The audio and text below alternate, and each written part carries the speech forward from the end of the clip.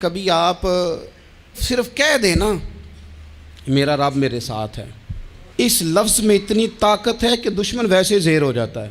زندگی میں کسی سے بھی لڑائی ہو تو اچھی طرح سوچ لیں کہ اللہ اس طرف ہے یا اس طرف ہے۔ اگر آپ زیادتی پہ ہیں تو پھر رب مظلوم کی جانب ہے۔ اگر اللہ کی مدد آپ کے ساتھ ہے تو دنیا کی کوئی طاقت آپ کو گرا نہیں سکتی، اور اگر آپ مظلوم کے مقابلے میں ظالم بن کے آپ کھڑے ہو گئے ہیں اور آپ نے رویہ وہ اختیار کیا ہے کہ جس میں مدد نہیں آئے گی، تو پھر یاد رکھ لیں کہ آپ کوئی بھی ہیں، کہاں بھی ہیں، آپ کمزور ہیں۔ طاقتور تھے ابتدائے اسلام میں، ظاہری طاقت تھی کفار مکہ کے پاس، وہ ڈنڈوں سے مارتے تھے غریبوں کو، ان کے ہاتھوں میں ڈنڈے تھے، پر خدائی طاقت ان مظلوموں کے ساتھ تھی۔ صاحب زرقانی نے لکھا ہے، حضرت زنیرہ رضی اللہ تعالیٰ عنہ ایک لونڈی ہیں، غریب ہیں، ماڑے دا کی کام محمد نس جانا یا رونا، غریب سادی بی بی اور لونڈی کنیزہ، ایک مشرک کی کنیزہ تھی، انہوں نے کلمہ پڑھ لیا، وہ ڈنڈوں سے مارتا، دروں سے مارتا، تکلیف دیتا۔ حضرت زنیرہ رضی اللہ تعالیٰ عنہ کو اتنا مارا، اتنا مارا۔ اب آپ ایک اور پہلو پر بھی غور کریں، مار بھی پڑ رہی ہے پر خدا ادھر ہی ہے، اللہ کی مدد ادھر ہی ہے۔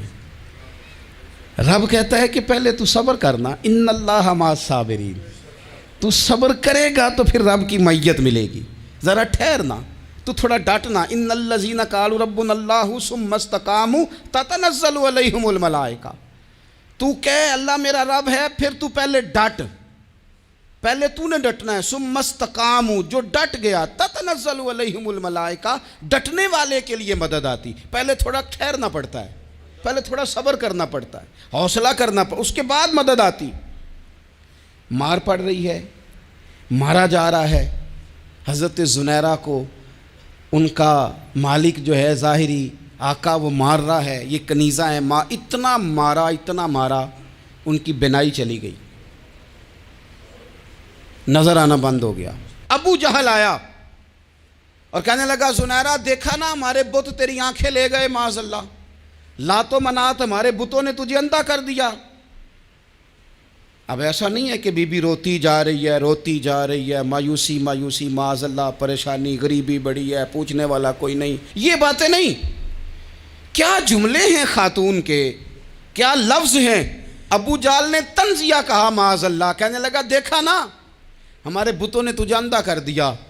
تو جناب زنیرہ آنکھوں کی بینائی گئی ہے، رات کو گئی ہے، دکھ ابھی تازہ ہے، لیکن اللہ پہ جو توکل ہے، اپنے مالک سے جو رشتہ ہے وہ اتنا مضبوط ہے، اتنا طاقتور ہے، اس میں اتنی گہرائی ہے کہ حضرت زنیرہ بول کے نا اتنی قوت سے بولی، اتنی طاقت سے بولی کہ پورے کفر پر لرزہ طاری ہو گیا۔ فرمانے لگی تمہارے بتوں کی کیا اوقات ہے کہ وہ میری بینائی لے جائیں، یہ میری رب کی حکمت کا تقاضا ہے۔